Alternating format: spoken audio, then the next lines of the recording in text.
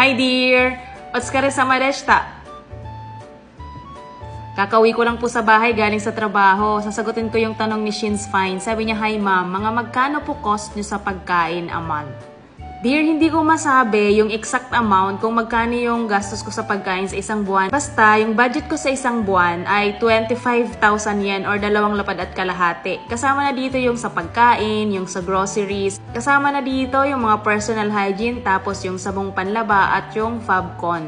Pero yung 25,000 yen ko na allowance sa isang buwan, meron akong nasisave dyan. Yung mga 500 yen na sukli, sinisave ko yun, tinatabi ko. Kaya more or less, nasa 2,000 yung nagiging budget ko sa isang buwan.